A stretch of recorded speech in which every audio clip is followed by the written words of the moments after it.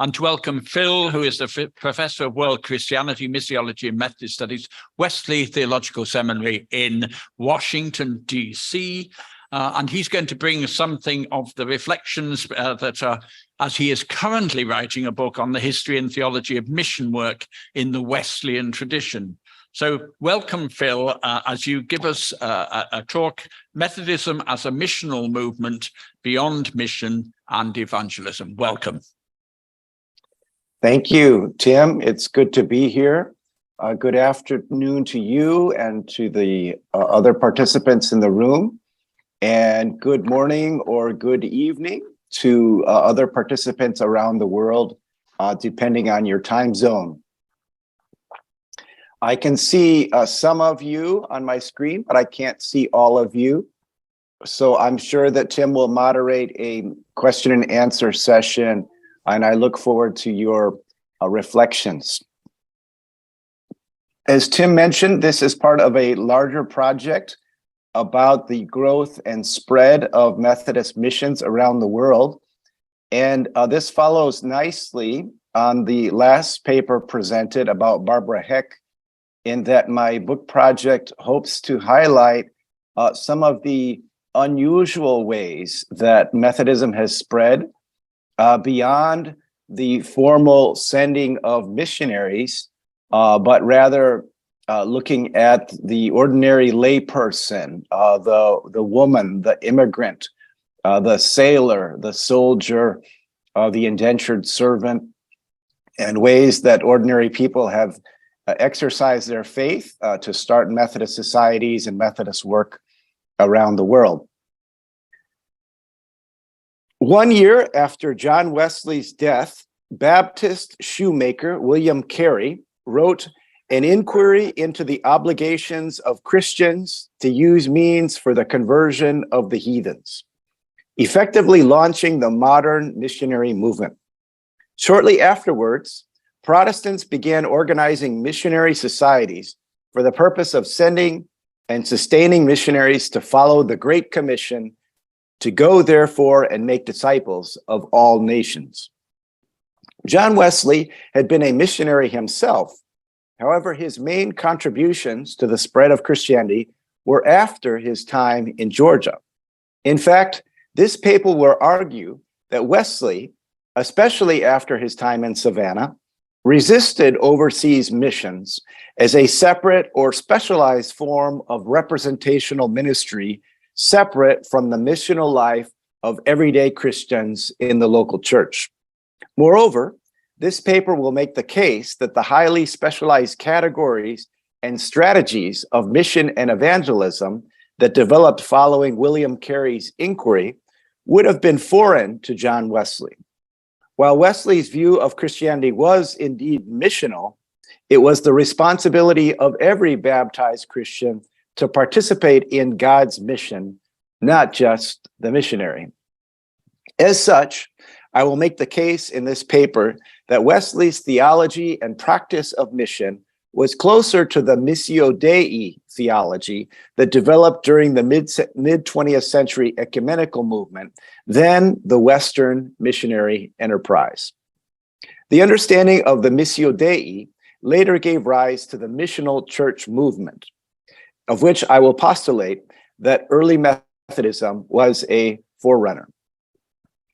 Beginning with the Baptist Missionary Society of 1792, the London Missionary Society of 1795, and the Edinburgh and Glasgow Missionary Societies, both in 1796, several voluntary Western missionary societies were organized to spread the gospel among the heathen, end quote.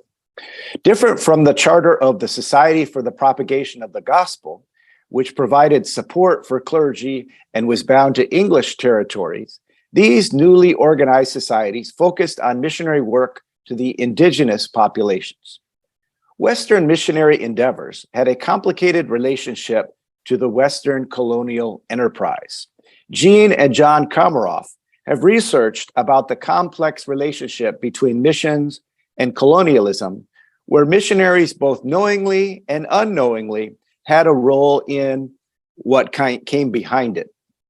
As a result, today the terms of missions and missionaries have negative connotations because of the close interactions with European colonial powers during the modern missionary movement.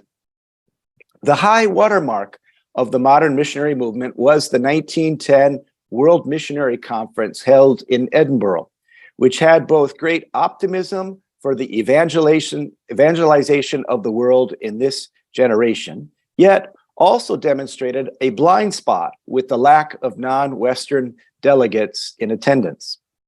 This paternalistic mission model faced resistance following World War I as colonized peoples yearned for autonomy.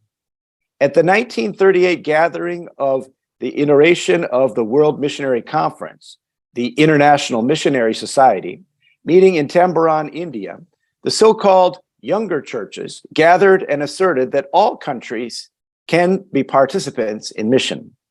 D.T. Niles reported that the conference decently buried the old distinction between Christian and non-Christian lands. The conference also stopped distinguishing between Christian and non-Christian countries, which was made popular under Christendom. These were important shifts because they made it possible for Europe and North America, who are traditionally the mission sending regions, to also be mission fields. And it follows by logic that the younger churches became active participants in mission rather than just recipients. 6 years prior to the Tambaran Conference, Karl Barth read a paper at the Brandenburg Missionary Conference where he described missions as an activity of God. A couple years later, Karl Hartenstein articulated a similar understanding and coined the term Missio Dei to emphasize that it is God's mission and not the mission of the church, which would be Missio Ecclesial. The church also shifted its understanding of mission to be God's mission. Karl Barth was one of the first theologians to state that mission was God's activity. About the same time frame, Emil Brunner wrote, "The church exists by mission, just as a fire exists by burning. Where there is no mission, there is no church. Where there is neither church nor mission, there is no faith." The next meeting of the International Missionary Council in 1952 was held in Willingen, Germany, in the aftermath of World War II. The conference built on the concept prevalent at Tambaran. The mission is derived from the very heart of God, especially within the Trinity. The conference findings viewed God as the source of missions. Hartenstein's concept of the Missio Dei, or a missionary God, influenced the conversations. David Bosch summarized the image of mission developed at Willingen as participating in the sending of God. In other words, God is the source of missions, not the church. This theme continued the movement away from an ecclesiocentric understanding of mission to a mission-centered church. Instead of the church being the one who sends, the church itself is sent. One of the unexpected twists of missions in the 20th century was that the so-called younger or receiving churches grew stronger. Meanwhile, secularism weakened the sending churches of the West. A few years prior to the 1910 World Missionary Conference had the stated goal of evangelizing the world in this generation.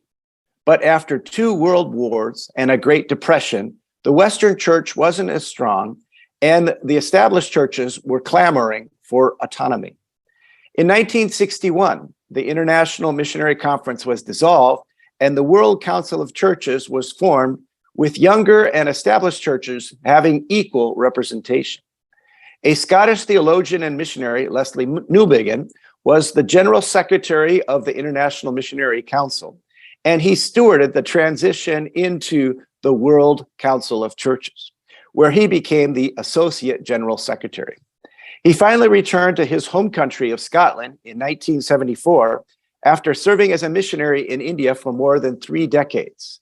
He was astounded at the decline of Christianity and the secularization of the United Kingdom.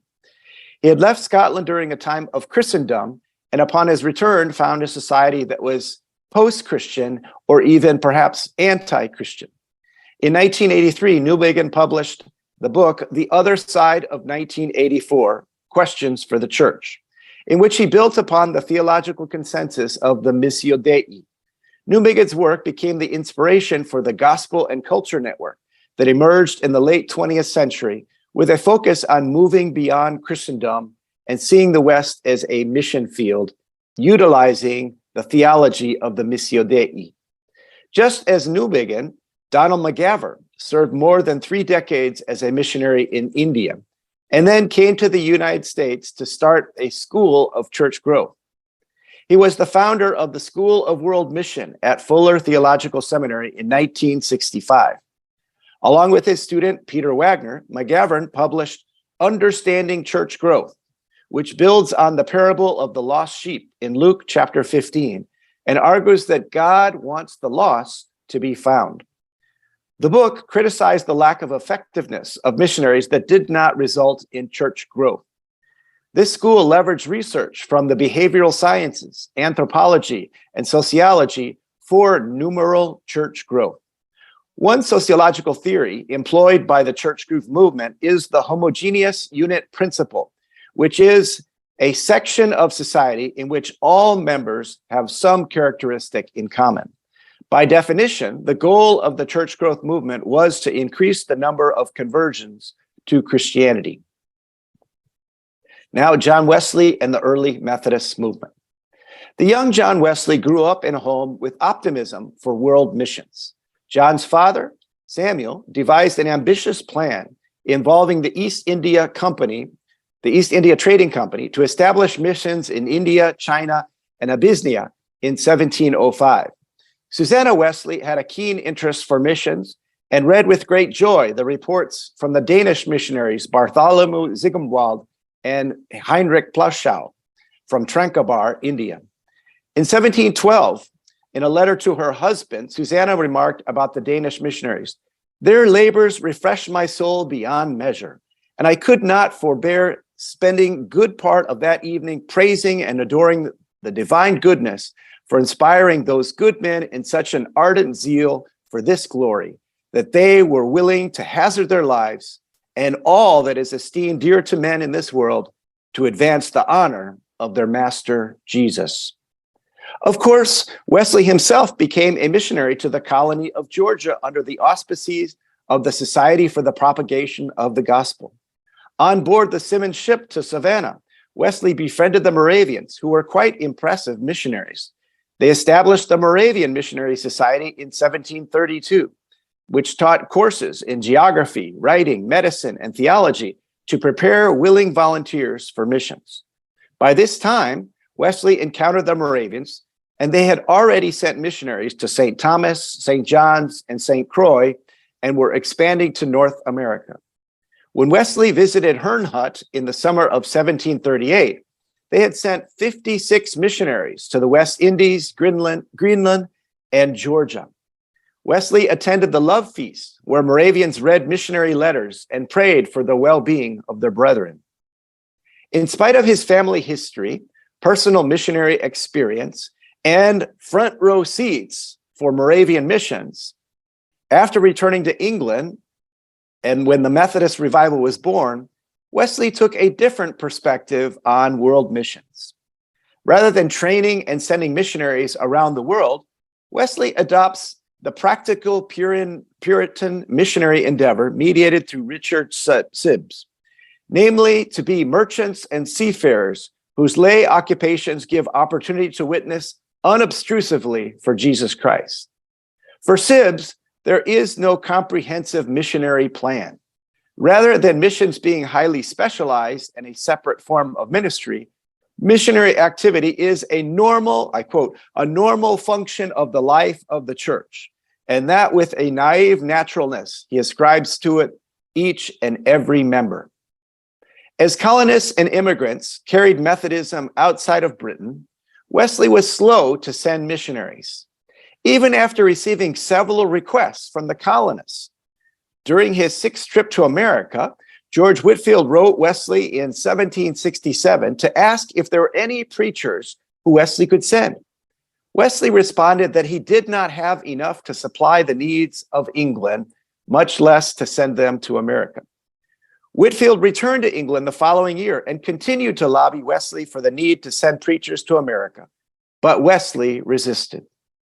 Wesley also received requests from other American Methodists. On April 4th, 1768, Thomas Taylor, a member of the Methodist Society in New York, wrote and requested Wesley to send, I quote, a man of wisdom, sound faith, and a good disciplinarian to encourage work in America.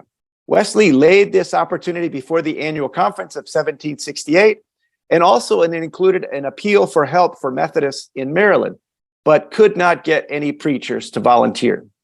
The following year, Wesley succumbed to send missionaries, 2 per year, beginning with lay preachers Richard Boardman and Joseph Pillmore in 1769.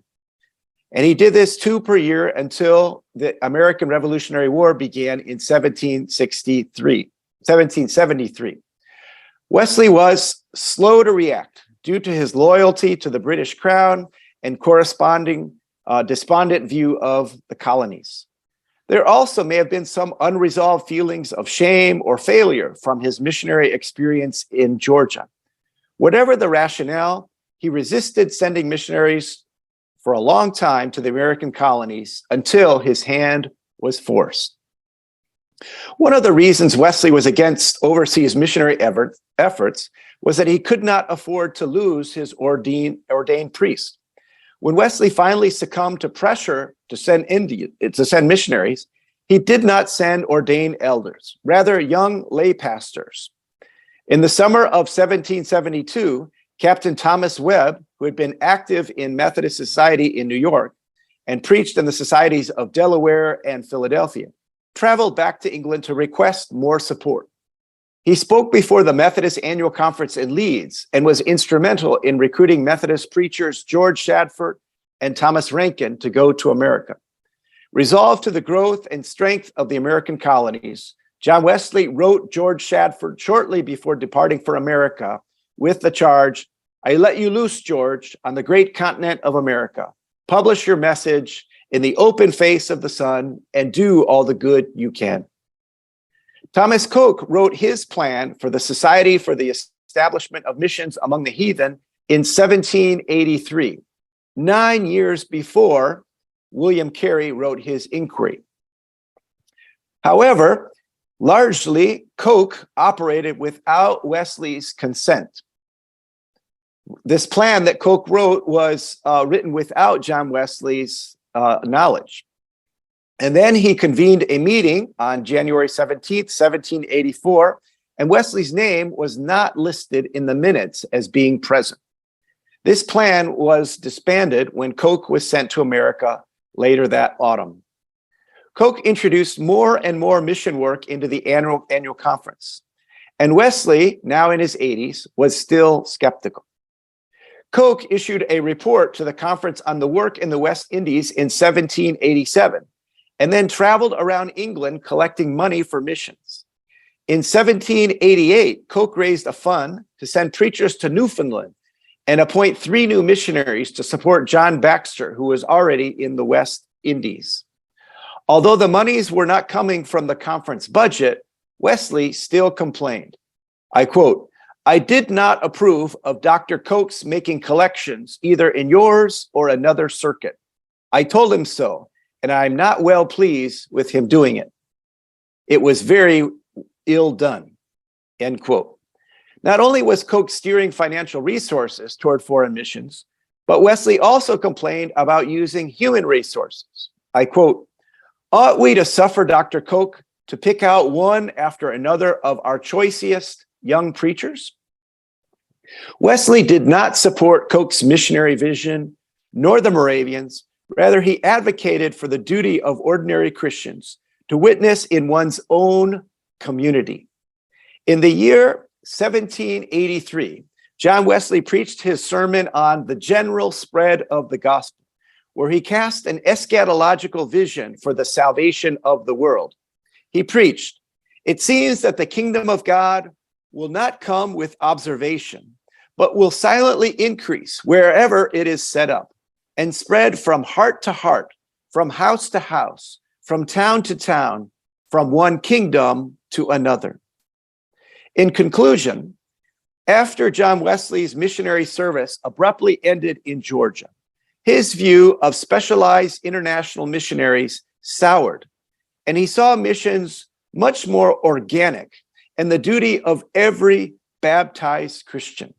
This is more in the spirit of the missional church movement, which is inspired by the Missio Dei, where ordinary Christians are invited to participate in God's mission.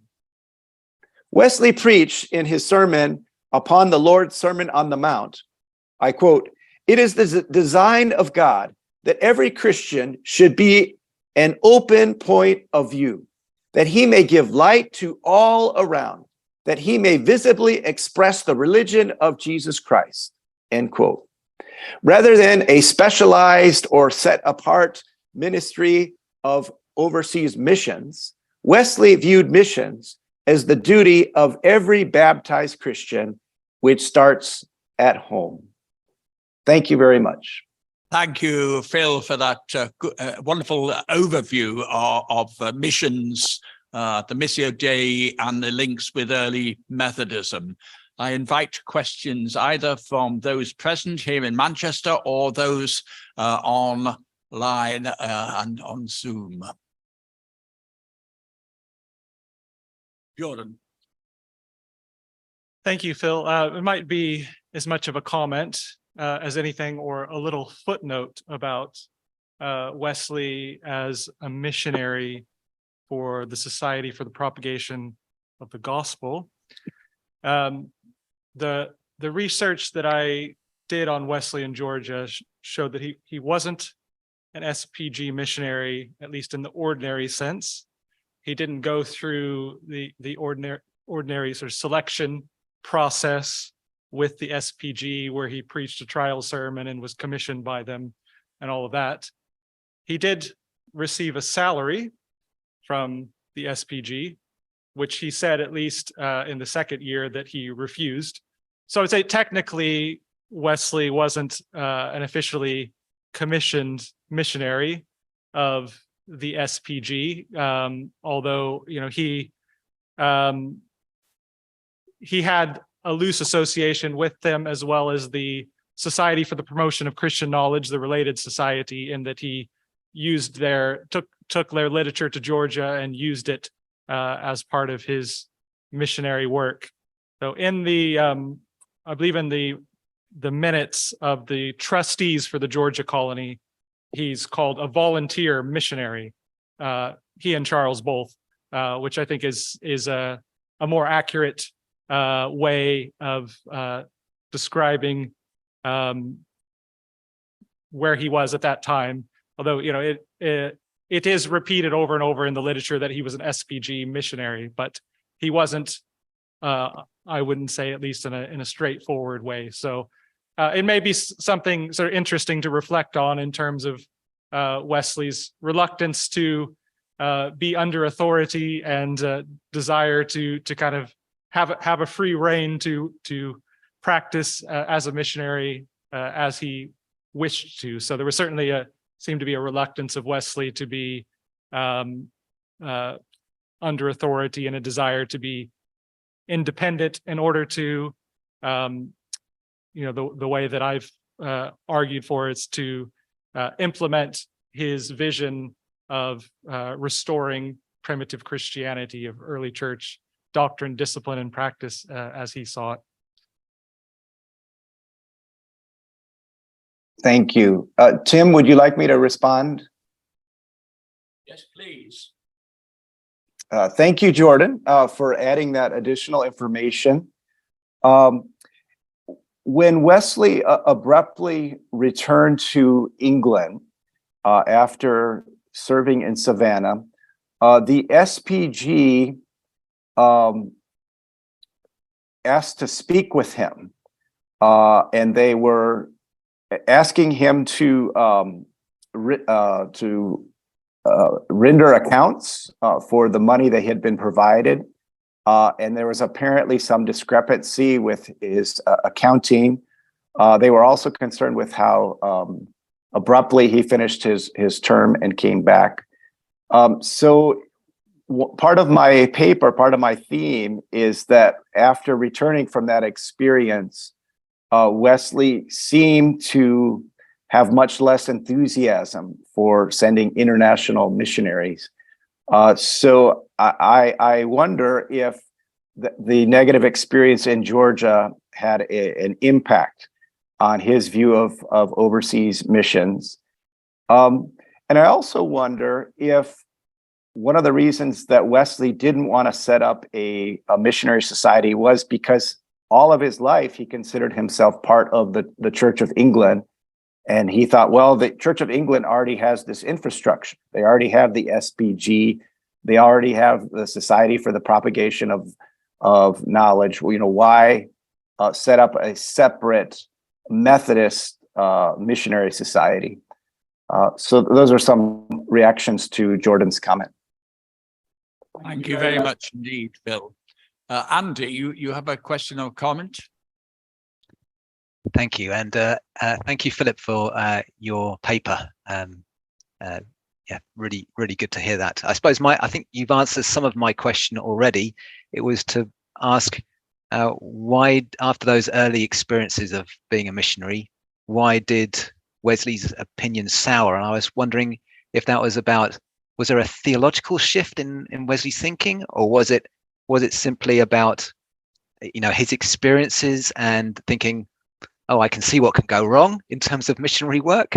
Or was it about the aspect of, you know, he was in control, he had oversight of resources and was then thinking, you know what, we need the resources here? Was it what kind of aspects, or was it, I suspect it might be a combination, but I wanted to get your thoughts. Thank you for the question, Andy. Yes, I think you're onto something. I think it was a both and. There were many things that were happening. The Moravians, although they were successful in sending out missionaries, a high percentage of the Moravian missionaries died. So I mentioned the islands of St. Thomas and St. Croix. Yellow fever was rampant. And I think at one point in the West Indies, something like 17 of the 19 missionaries had died. Also, sea travel was not necessarily safe. There were a number of people who were caught in storms and ships sank. People died. And so I think Wesley thought, this is very unsure. Here I am sending off these young men who are very promising, and the success rate is not very high. So I think he saw the Moravians and he saw the results, and he thought, this is not the very efficient use of human resources. And then at the same time, at home, he was, in a sense, the early Methodist movement was very missional. And so he was trying to allocate resources in a way that would be most effective. And he had communities who were requesting a preacher, circuits. And so as young preachers became available and he saw their talent, their potential, he thought that those resources were most efficiently used at home. He didn't have preachers to spare. So I think your intuition is correct, that I think it was a combination of both seeing the ineffectiveness and the danger of sending missionaries abroad, and then also needing more and more preachers in the UK. Thank you, Phil. And that, of course, was borne out, Wesley's thinking, if that was what it was, by the experience of the WMS in the early 19th century and the drain of certain those young men who were sent out, having been recruited in the 1840s and beyond. I think we've got time for one question. And as John Pritchard was the first hand to go up, I'll ask John to reply. Thank you. Yeah, I thought it might be interesting to point out that in, I think it was 1778, there were a couple of Wesley's preachers who volunteered to go to Africa. And Wesley replied to one, Duncan McCallum, "You have nothing to do in Africa, convert the heathen in Scotland," which he actually proceeded to do, spending 51 years in Scotland. And I think Wesley thought of Scotland and indeed Ireland as part of the foreign missions of his movement. And his movement, I think you're quite right in saying, was a missionary movement within the Church of England at that stage. And he thought of Methodism as being a mission society and didn't need to create any new ones, whatever Thomas Coke might have thought about that. Thank you, John. Thank you, John. For one question. Clive, one quick final question.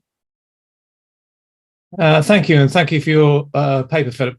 When Wesley was in Georgia, he helped the Moravians found a mission school. And I wondered how important you thought education was to the developing Methodist concept of mission. Thank you for your question, Clive, and also thank you, John, for your comments. Well, the thesis of my paper is that Wesley's understanding of mission was more in line with the missional church movement, which follows the theology of the Missio Dei. So the church, Wesley considered all of us to be invited to participate in what is God's mission. So education is an important part of that. So when Wesley founded schools, whether he helped the Moravians to found one in Georgia, or whether founding of the Kingswood School, or the working with the street children in Oxford, all of this was a part of God's work. And another part of the missional church movement is it's much more holistic. There's not a bifurcation of mission versus evangelism, which became prevalent in Western missiological circles. So mission and evangelism were much more organic and much more natural to just the expression of everyday Christians. So you didn't have this separation of acts of charity, of starting a school as separate from what it meant to be an ordinary Christian. So absolutely, education was foremost in the part of Methodist mission work. Thank you, Phil, and thank you for all who participated in the questions and comments. Thank you, Phil, for the overview, for the connection of Wesley theology and praxis with our present understandings and re-understandings of mission, which has helped us to understand more fully the Missio Dei as found in early Methodism. So thank you very much indeed. Thank you for having me.